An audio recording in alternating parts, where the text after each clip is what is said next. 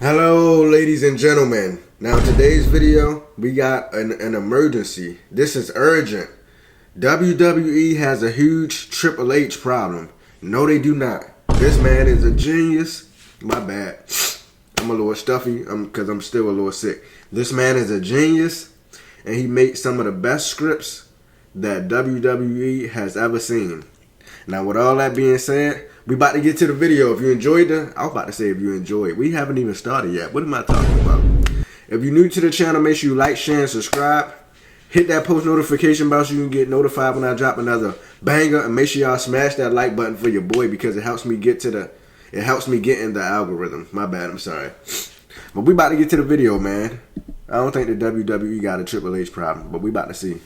WWE is in a great state right now, and Triple H is running the show, and he's doing a good job at it.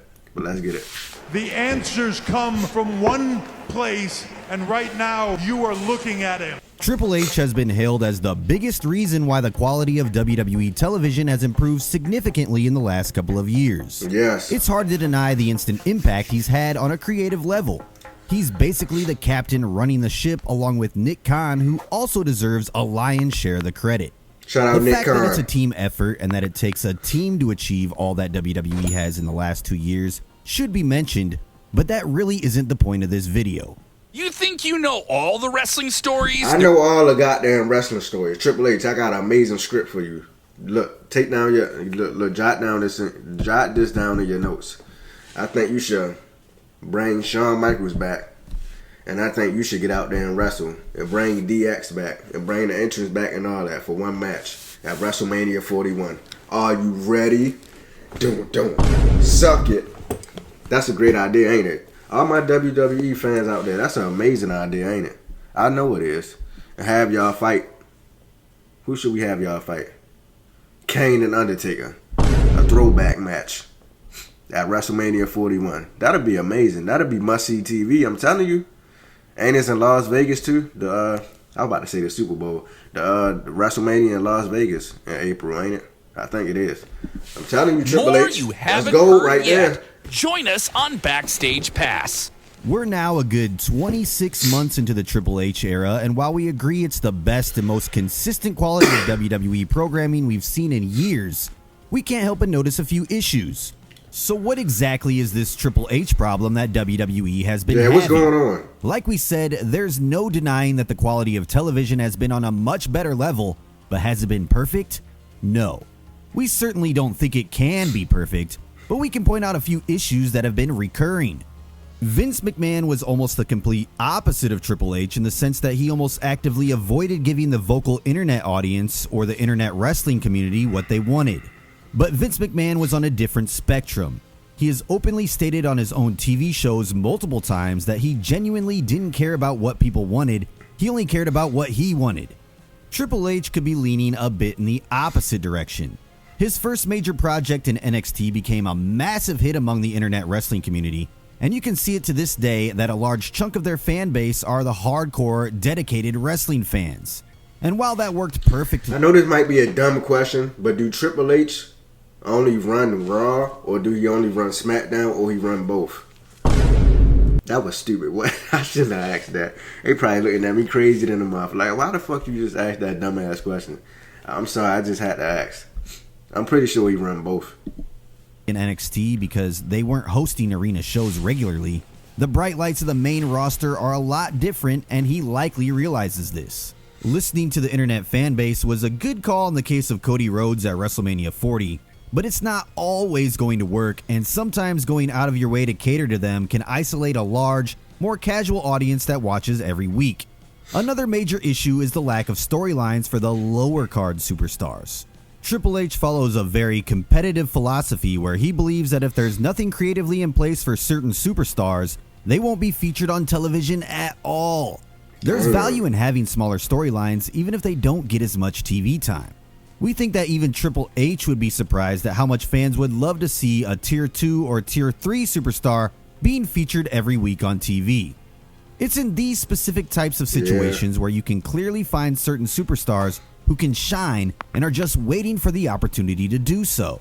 That's exactly where he's gone wrong, especially with a lot of the rehirings he has made since 2022. That's another issue in this relatively new era of WWE. The rehires have been underwhelming to a large degree.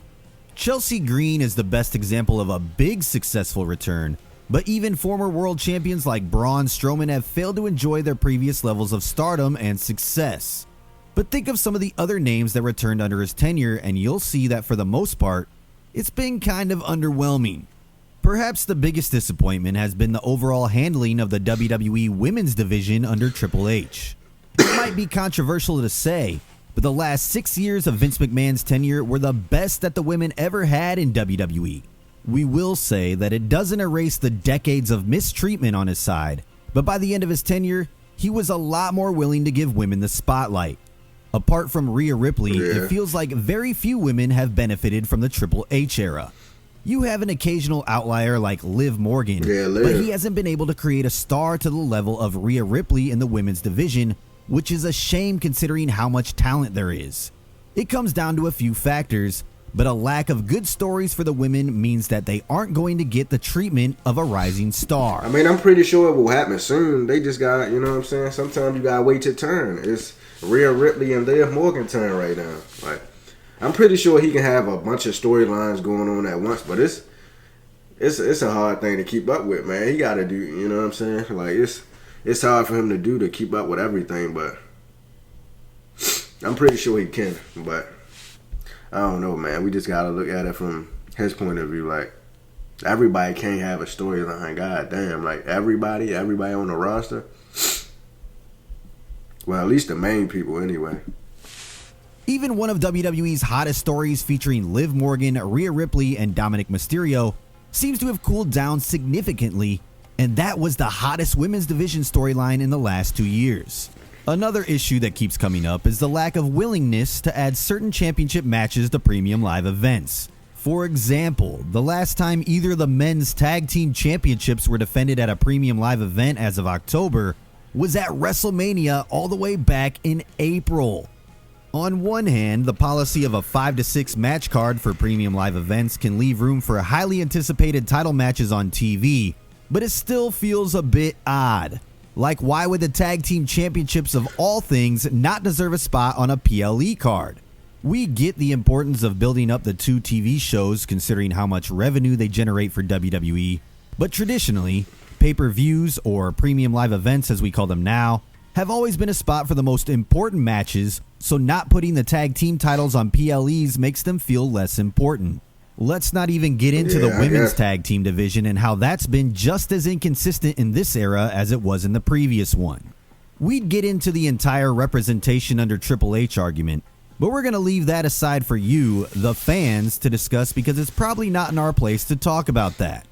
There are a few kinks that occasionally pop up, but we'll mention one of the final issues, that not every story needs a long payoff, and not every championship necessitates a long reign. Look at the Attitude Era, for instance. We urge you to go to Wikipedia and look at the lengths of all the WWE Championship reigns and see how many of them even crossed 100 days. We're not calling for short, unexpected title changes or anything like that. I already say you want a motherfucker to have a short title reign? Like, motherfucker just get the title and he lose it the next week. That kind of shit. I'll be pissed off, man. I ain't gonna lie. But it's suffice to say that not every championship reign needs to be 6 months or more. We get the logic behind Triple H's old school booking philosophy where things are a little predictable but the payoff is huge. There's one issue with that.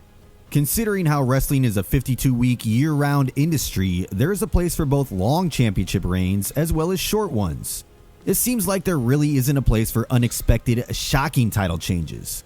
Some of the greatest title wins in WWE history came as a surprise, and that doesn't seem to be the case anymore.